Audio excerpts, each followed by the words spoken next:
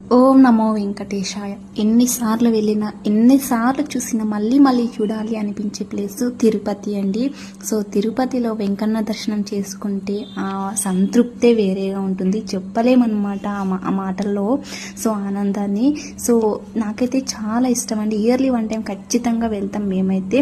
So వెళ్ళిన ప్రతిసారి అన్న ప్రసాదాన్ని మాత్రం అస్సలు మిస్ చేసుకోరు, ఎందుకంటే ఎంతో పుణ్యం ఉంటే కానీ మనము ఆ ప్రసాదాన్ని తింటామన్నమాట. సో మనకు దక్కుతుంది, అందుకే నేనైతే అస్సలు మిస్ కాను. ఇంకొక విషయం ఏంటంటే తిరుపతి నుంచి మరీ మనం రిటర్న్ అయ్యేటప్పుడు ఖచ్చితంగా మార్గ మధ్యంలో కొండ మధ్యలో మీరు చూసే ఉంటారండి రాళ్ళు పేర్చడం అనమాట. సో ఇలా రాళ్ళు ఎందుకు పేరుస్తారు ఏంటి అనేది అయితే నేను చెప్తాను. వీడియో సేవ్ చేసుకొని షేర్ చేయండి, మీకు కూడా యూజ్ అవుతుంది.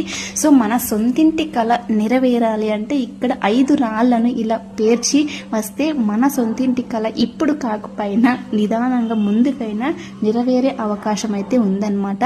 సో భక్తులైతే నమ్మకం అనమాట, ఆ వెంకన్న మీద ఉన్నటువంటి నమ్మకము ఇక్కడ ఇలా రాళ్ళను పేర్చి రావడం వల్ల మన సొంతింటి కళ నెరవేరుతుంది అనే భక్తుల నమ్మకం.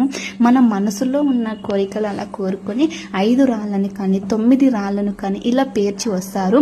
సో నేను కూడా ఈ విషయాన్ని తెలుసుకొని మరీ మధ్యలో ఆగి ఇలా పేర్చి వచ్చాను అనమాట. సో చూడొచ్చు మీరు, మొత్తం మనకు కొండ మధ్యలో అక్కడక్కడ రాళ్ళనైతే పేర్చి ఉంటారు. మీరు కూడా ఖచ్చితంగా ట్రై చేయండి.